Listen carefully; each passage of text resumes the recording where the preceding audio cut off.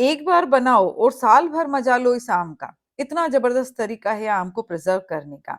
हमें इसे फ्रीजर में भी स्टोर करने की जरूरत नहीं है और कोई प्रिजर्वेटिव नहीं। और इस तरह से आम को प्रिजर्व करने के लिए हम ले रहे हैं यहाँ पर 2 किलो आम। लेकिन आम हमको लेने हैं इस तरह के जो बस पकना शुरू ही हुए हों, ज्यादा से ज्यादा 25 से 30% पके हुए हों। हमने यहाँ पर केसर आम चूज किया है, आप चाहे कोई भी आम ले सकते हैं, लेकिन केसर और अल्फांसो आम प्रिजर्व करने के लिए सबसे बेस्ट रहते हैं। ज्यादा रेशेदार आम हमको नहीं लेना है, जो कट करने में स्लाइसेस अच्छे से निकल जाएं, इस तरह का आम हमें यूज करना है। आम को खूब अच्छे से मैंने वॉश कर लिया है और एक नैपकिन की मदद से मैं इसको बहुत अच्छे से ड्राई कर लूंगी। पानी इस पर बिल्कुल नहीं रहना चाहिए। अब नाइफ की मदद से हम इसको छील लेंगे। आप देख रहे होंगे कि कुछ आम तो ज्यादा हरे हरे हैं और कुछ हल्के से पीले हैं। इसलिए आम मेरे पास दोनों तरह के हैं, कुछ थोड़े से ज्यादा पके हुए हैं और कुछ बिल्कुल कम पके हुए हैं। दोनों ही तरह के आम को किस तरह से प्रिजर्व किया जाए मैं आपको बताऊंगी। सभी आम को मैंने छील लिया है। अब इसकी हम एक साइड से इस तरह से 2 स्लाइसेस निकाल रहे हैं। आप अपने आम की मोटाई के हिसाब से देखना, स्लाइसेस की थिकनेस आपको यहाँ दिख रही है कि कितनी रखनी है। बहुत ज्यादा मोटा भी नहीं रखना है इसे और बहुत पतला भी नहीं रखना है।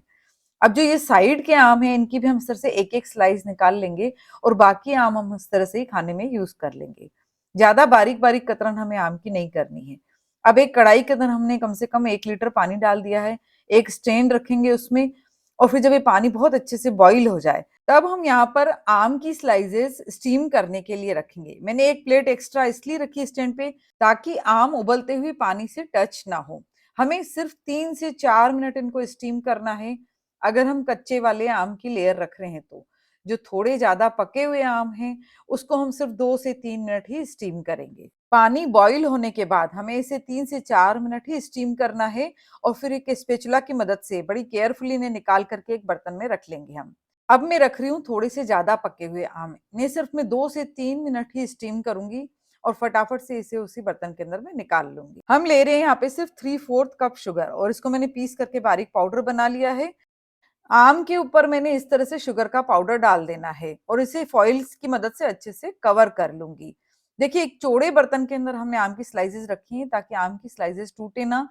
करीबन 1 घंटा हम इसको इस तरह से कवर करके रखेंगे। देखिए, सारी शक्कर पिघल गई है और आम ने अच्छे से शक्कर को अंदर एब्जॉर्ब कर लिया है। अब एक चौड़े से बर्तन में हम लगाएंगे एक बटर पेपर और उसके ऊपर एक एक स्लाइस उठाकर इस तरह से रखते जाएंगे। हमें चाशनी बिल्कुल नहीं रखनी है। देखिए, इतनी चाशनी इसमें से बच गई है। इसको हम किसी भी मीठी चीज में यूज कर सकते हैं, जैसे कि हलवा हुआ, मालपुआ हुआ, या इसके अंदर हम आम का मुरब्बा भी बना सकते हैं। हमने इसे 6 से 7 घंटे तेज धूप में कवर करके रखा और करीबन 6 से 7 घंटे तेज पंखे की हवा के नीचे रखा।